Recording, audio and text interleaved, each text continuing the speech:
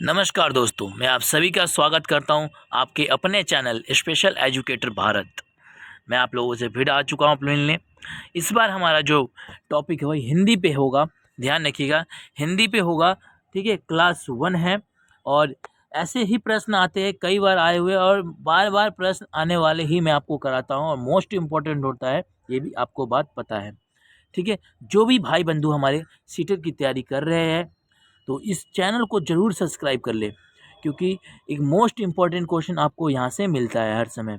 अगर आपको हमारी वीडियो अच्छे लगे तो सब्सक्राइब कर लीजिएगा, अगर ना लगे तो आप छोड़ सकते हैं, उससे किसी का परवाह नहीं होगा, हमें दुख भी नहीं होगा अगर आपको इससे अगर बेनिफिट ना मिले इस वीडियो से तो। ठीक है, अगर वीडियो आपको बेनिफिट मिले तो मैं आशा करूँगा कि आप इस चैनल को लाइक करें, ज़्यादा से ज़्यादा सब्सक्राइब करें और अपने जितने भी भाई बंधु हैं उन सभी के पास भेजकर इस वीडियो को थोड़ा सा हेल्प करें। तो स्टार्ट करते हैं दोस्तों, हमारा आज का क्लास होगा। ठीक है, पहला क्वेश्चन आप लोगों के पास आ चुका है।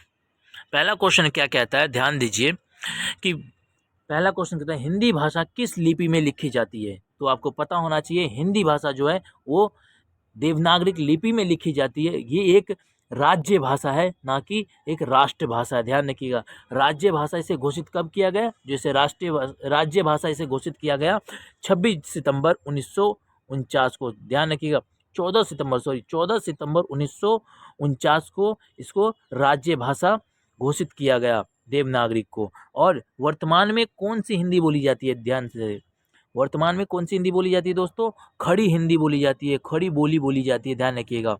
एक बात और एक बात और, जो हिंदी दिवस कब मनाया जाता है, तो भारत में हिंदी दिवस कब मनाया जाता है, वो मनाया जाता है 14 सितंबर को। अब वही पूछ ले विश्व हिंदी दिवस कब मनाया जाता है, तो आपको पता होना चाहिए 10 जनवरी को मनाया जाता है। देखिए, मेरा मकसद यही रहता है कि मैं अपने वीडियो में जो क्वेश्चन लाऊं मैं उसी से 2 4 5 क्वेश्चन और रिलेट करके आपको बताऊं। इससे क्या होगा, जब क्वेश्चन आए आपको सीटेट में पेपर में तो आप आसानी से कर सके, क्योंकि आपको पता हो कि आपने पढ़ा है। तो इसके लिए आपको क्या करना होगा दोस्तों, एक कॉपी और एक पेन ले लिया करो, उसके साथ लिखा कीजिए। इससे क्या होगा आपको कि जब आप लिखेंगे, नोट्स बनाएंगे तो आपको ज़्यादा बेनिफिट मिलेगा, आपको ज़्यादा समय तक याद रहेगा। आप बार बार यूट्यूब खोल के आप अपने इस चैनल पे आके नहीं, किसी भी टीचर का आप वीडियो नहीं ना देख सकते। इसके लिए बहुत ही शॉर्ट टाइम में आप याद कर सकते हैं, लेकिन अभी आपके पास इतना वक्त नहीं है। आप इस पर जोर दीजिए, जितना मैं बता रहा हूँ आप उतना कर लेते हैं तो इतना तो कन्फर्म है दोस्तों कि आपका कोई भी नहीं रोक सकता।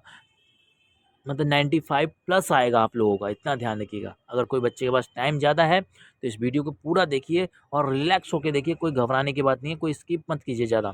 आप वीडियो को देखिए और आपको जितना ही बेनिफिट मिलेगा आपको वीडियो में। ठीक है, तो नेक्स्ट क्वेश्चन देख लेते हैं दोस्तों, क्या है।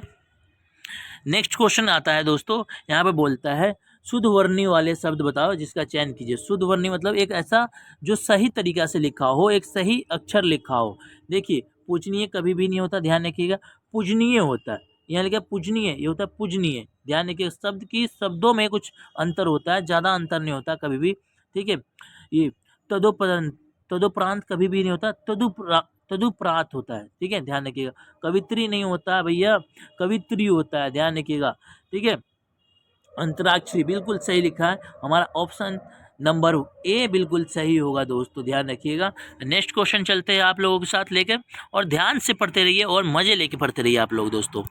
नेक्स्ट क्वेश्चन हम लोगों के पास आ गया है दोबारा आपके स्क्रीन पे। देखिए, संस्कृत के ऐसे शब्द जिसे हम ज्योति, ठीक है, और तोसी का प्रयोग लाते हैं।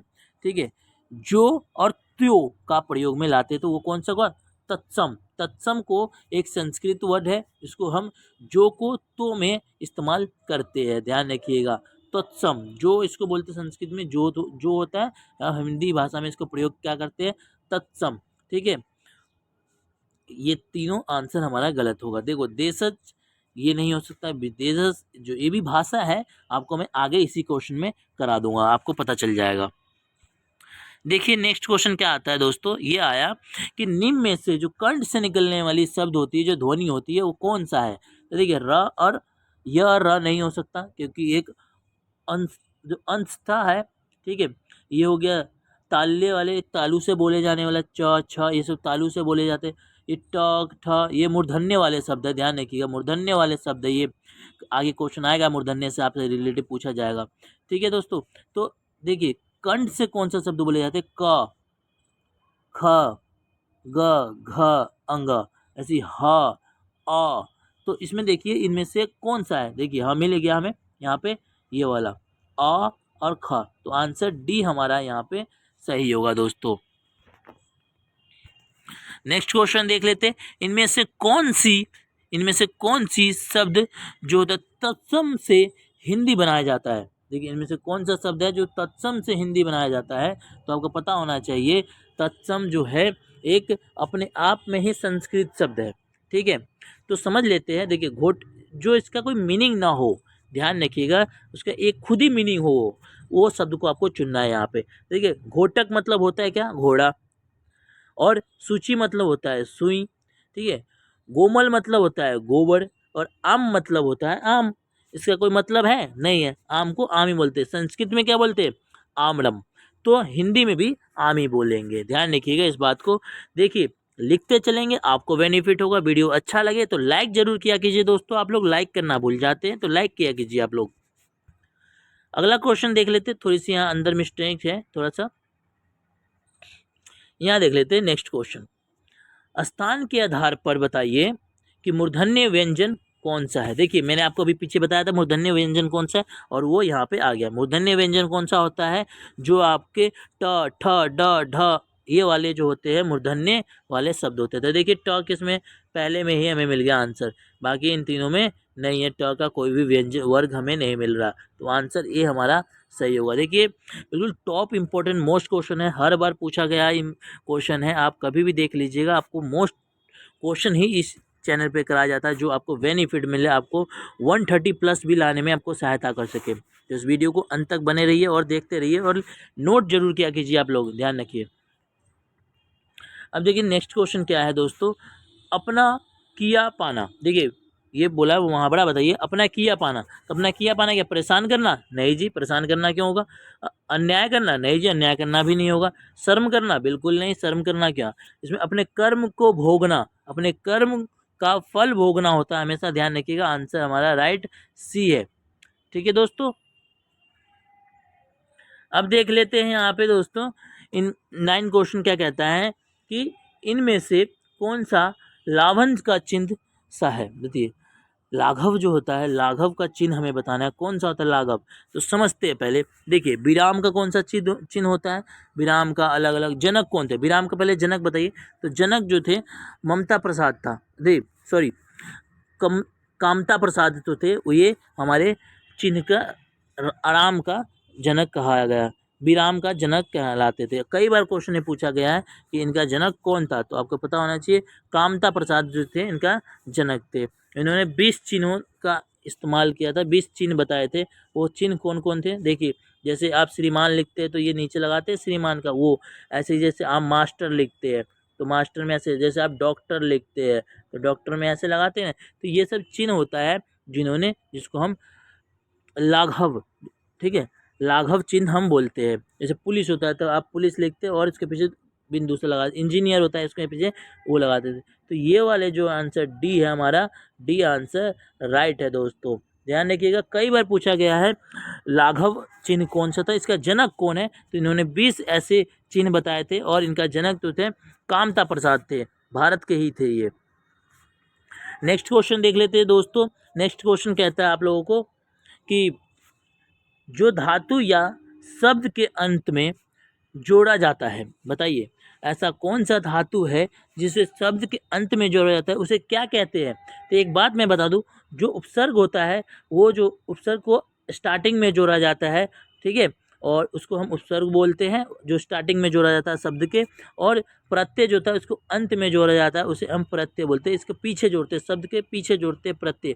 समास कितने प्रकार के होते हैं? समास हमारे 6 होते हैं और अव्यय हमारे 4 होते हैं, ध्यान रखिएगा। कई बार क्वेश्चन पूछा गया है दोस्तों, इसीलिए मैं कहता हूँ कि मैं जब भी क्वेश्चन कराता हूँ आपको एक ही क्वेश्चन में मैं ज़्यादा कोशिश करता हूँ कि मैं आप लोगों को ज़्यादा समझा पाऊँ, ठीक है। और शॉर्ट हमारा वीडियो होता है, ध्यान रखा कीजिए। और ज़्यादा से ज़्यादा प्रैक्टिस किया कीजिए, हमारी वीडियो को देखा कीजिए, और इससे क्या होगा, आपके ही बेनिफिट होगा, आपके ही एग्ज़ाम में अच्छे नंबर आएंगे। हमारा प्रयास यही रहता है। और एक प्रयास ये भी रहता है कि आप लोग लाइक कम करते हैं तो थोड़ा लाइक क्या कीजिए।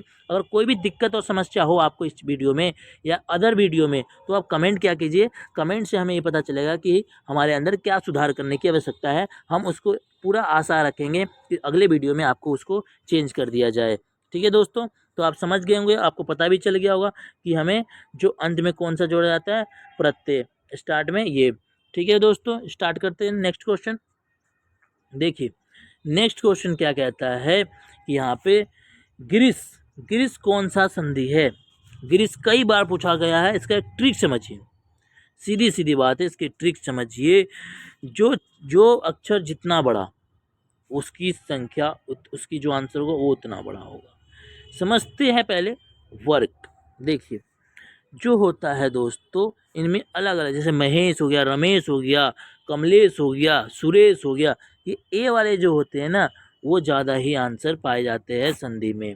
और आंसर हमारा यहाँ पे सी जो है, दीर्घ संधि। दीर्घ संधि समझिए, बड़ी मात्रा का प्रयोग किया जाता है। ट्रिक समझिए, बड़ी मात्रा जहाँ पे प्रयोग हो वो दीर्घ संधि होती है। ठीक है, ए वाले, ठीक है, जैसे यहाँ पे ये रे, ये बड़ी मात्रा है, इसको ध्यान रखिए। बड़ी जो संधि समझना है, सीधी सिंपल बात है, आप अपनी संधि को समझने के लिए बड़ी मात्रा का प्रयोग कीजिए अपने ट्रिक्स के द्वारा, इसको आप आंसर को सही कर सकते हैं। नेक्स्ट क्वेश्चन देख लेते हैं दोस्तों। यहाँ पे नेक्स्ट क्वेश्चन क्या कहता है दोस्तों कि यहाँ पे वो प्रत्यय बताइए जिनके शब्द से जुड़ा हो। कौन सी? क्रुदंत। क्रुदंत, क्रुदंत का प्रयोग देखिए, प्रयोग किया प्रकार कितने होते हैं? दो प्रकार होते हैं आप लोगों का प्रत्यय का, दो प्रकार होते हैं। कौन कौन सा? एक कृतक क्रिया, एक द्वितीयक क्रिया, जिसमें संज्ञा सर्वनाम सभी आते हैं, ध्यान रखिएगा। ठीक है दोस्तों, तो इसमें कौन सा आ गया? क्रिया। हमें क्या पूछा है? कृतक वाला, तो हमें पता होना चाहिए इसमें क्रिया आता है। ठीक है, कृतक में क्रिया आती है। नेक्स्ट क्वेश्चन देख लेते हैं दोस्तों अगला। देखिए नेक्स्ट क्वेश्चन क्या कहता है दोस्तों, आप लोगों के पास है कि इनमें से वो संख्या बताइए आप जिनमें उच्चारण में आश्राम मुख से सीमित रूप से निकलती है, क्या कहलाती है? देखिए अल्पप्राण, अल्पप्राण जो है, अल्पप्राण ये जो है अल्प घोध है, और ये छोटे घोध है, और ये सब जो हमारे आपको मिला। महाप्राण, ये आपके महाप्राण क्या होता है समझते पहले। महाप्राण, ठीक है, महाप्राण वो होता है जो एक छोड़कर नहीं, बल्कि आपको ले लिया जाए पहले स्टार्टिंग के एक, फिर लास्ट दो छोड़, स्टार्टिंग के एक, फिर दो, फिर एक, ऐसे लिया जाता है। ठीक है, अल्प प्राण क्या होता है? अल्प प्राण में ऐसी संख्या जो एक को छोड़ के एक लिया जाता है, उसको हम बोलते हैं अल्प प्राण। ध्यान रखिएगा, अल्प प्राण से बोलते हैं, जैसे क ख ग घ अंगा लिखा है, एक छोड़ के एक लेंगे, इसे बोल लेंगे अल्प प्राण। ठीक है, और जिसको हम दो छोड़ के एक लेंगे, दो छोड़ के एक लेंगे, उसे बोलते हैं महाप्राण। ठीक है, अब समझ लेते हैं यहाँ पे अघोष। अघोष क्या होता है? स्टार्टिंग के दो और लास्ट के तीन। ठीक है, क ख ग में जो स्टार्टिंग है ये अघोष हो गया, और संघोष कौन सा हो गया? लास्ट के तीन। ठीक है, ये संघोष हो गया। ध्यान रखिएगा, कई बार पूछा गया है, तो आपके सीटेट पेपर में कई बार आया हुआ है। तो हमें एक छोड़ के एक बताना है, ऐसे मुख के निकलने वाली क्या कहलाती? तो हमें कहलाती अल्प प्राण। ध्यान रखिएगा दोस्तों। नेक्स्ट क्वेश्चन देख लेते हैं, आप लोगों के सामने स्क्रीन पे आ चुका है, आप लोगों ध्यान से पढ़िए। आँख, आँख से गरना, आँख से गरना मुहावरे का क्या अर्थ होगा? क्या गौर से देखना? बिल्कुल नहीं जी, गौर से नहीं देख सकते। इसमें 99% बच्चे फेल होते हैं, 99% बच्चे फेल हो जाते हैं। आपको फेल नहीं होने देंगे हम, आपको हम इसमें पास कराएंगे। मन में खटकना, देखिए कोई आपके आँख में गिर जाता है तो क्या कहता है? ये मेरे आँख में गिर गया, इसको तो मैं बताऊंगा यार, ये मेरे मन में खटक रहा है, अब इसको जब भी दिखाना मुझे बाहर अकेला, इसको मारूंगा। तो ये आपके मन में, आपके आंखों में गिर गया, इसको आप जब भी देखेंगे आप इसको मारेंगे या इसको गुस्से से देखेंगे, कुछ ना कुछ आप करेंगे, मतलब आपके मन में खटक रहा है ये। ठीक है, बाकी सब ऑप्शन यहाँ पे गलत है। यहाँ देख लेते हैं दोस्तों, ये लास्ट हमारा क्वेश्चन है, और ध्यान से समझिएगा आप लोग। ठीक है, आपके बेनिफिट के लिए वीडियो है, और क्वेश्चन कई बार पूछा गया है ये सीटेट में, और कितनी बार आया हुआ है ये, तो समझते हैं पहले। देखिए उन्मूलन, उन्मूलन का विलोम क्या होता है? तो देखिए उन्मूलन का विलोम जो होता है इसका अर्थ होता है नष्ट करना। ध्यान रखिए इसका जो अर्थ होता है दोस्तों नष्ट करना होता है। इसका जो विलोम होता है, ठीक है, निर्माल्य होता है, निर्मल्य या फिर दोषण। ध्यान रखिएगा निर्मल्य या रोपण। तो यहाँ पे क्या होगा, रोपण। हमारा आंसर यहाँ पे रोपण आंसर राइट होगा। आंसर सी हमारा सही है। एक मैं आशा करता हूँ कि आपको अच्छा लगा होगा वीडियो और ज़्यादा ही पसंद आया होगा। पसंद आया हो तो वीडियो को लाइक कीजिए और सब्सक्राइब कीजिए और इस वीडियो को ज़्यादा से ज़्यादा शेयर कीजिए। जय हिंद, जय भारत। मिलते हैं अगले वीडियो में आप लोगों से।